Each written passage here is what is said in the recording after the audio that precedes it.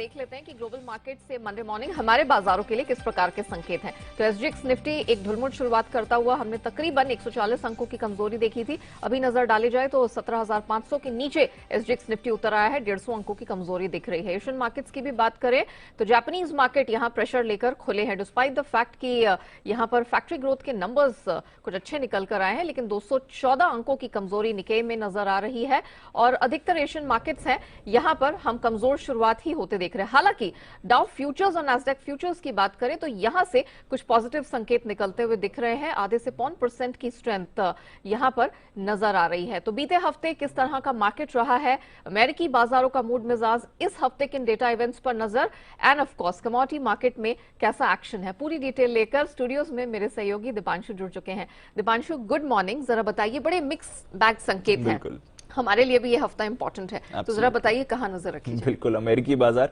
पिछले हफ्ते का मूड खराब करके एटलीस्ट आज अच्छी बात है कि फ्यूचर्स उनके ठीक दिख रहे हैं, बट जिस तरह से पिछले हफ्ते का हमने एक्शन देखा है, जिस तरह से फ्राइडे का एक्शन देखा है, ऑफ कोर्स उसका इंपैक्ट आप इस समय एशिया के बाजारों पर आते हुए देख रहे हैं। तो इसलिए आपको एसजीएक्स निफ्टी करीब 150 पॉइंट्स नीचे दिखेगा, बाकी के एशिया के बाजारों में भी 1 से 1.5% की इस समय गिरावट आ रही है।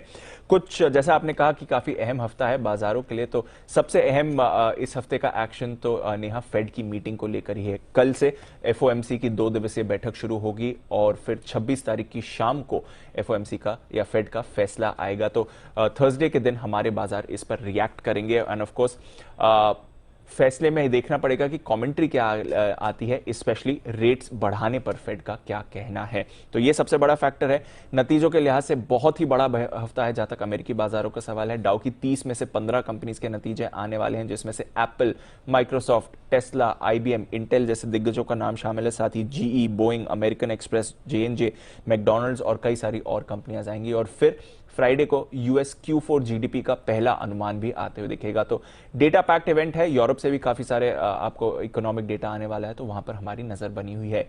अब फ्राइडे के एक्शन की बात करते हैं और एक बार फिर से अमेरिकी बाजारों में हमने गिरावट देखी। लगातार 6 सेशन से डाउ गिरते हुए दिख रहा है। फ्राइडे को 450 अंक लुढ़कर फिर से दिन के निचले स्तर पर बंद हुआ, जो पिछले कुछ दिनों का हमने ट्रेंड देखा था। साथ ही S&P 500, रसल 2000 में भी 1% की गिरावट हमने आते हुए देखी।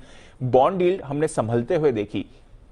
1.9% का स्तर पिछले हफ्ते छूने के बाद फ्राइडे को इंट्राडे में 1.75% तक ये बॉन्ड डील गई, पर इसके बावजूद सबसे ज्यादा बिकवाली एक बार फिर से आपने आईटी स्टॉक्स में आती हुई देखी, जहां पर नैस्डैक पर 0.25% की गिरावट फ्राइडे के सेशन में हुई है। अब ऊंचाई से नैस्डैक 15% नीचे आ गया है, ऑलरेडी करेक्शन टेरिटरी में है और फिसलते हुए आपको दिख रहा है। अमेजॉन के शेयर में 6% की गिरावट थी, टेस्ला 5.5% गिरा, मेटा जो पहले फेसबुक था 4-4.25% ये भी नीचे आते हुए दिखा, और नेटफ्लिक्स नतीजों के बाद से अब तक 22% की गिरावट इस काउंटर में आपने आती हुई देखी है। तो काफी कमजोर सेशन था। पिछले हफ्ते का अगर एक्शन देखें तो महामारी के बाद one of the worst weeks था अमेरिकी बाजारों के लिए, जहां पर डाउ 6% नीचे था, S&P 500 5.5% नीचे था और नैस्डैक 7.5% नीचे था, जो मार्च 2020 के बाद से सबसे खराब हफ्ता आते हुए देखा है। तो काफी कमजोर हफ्ता पिछला हफ्ता था और फ्राइडे के सेशन में भी यही देखा।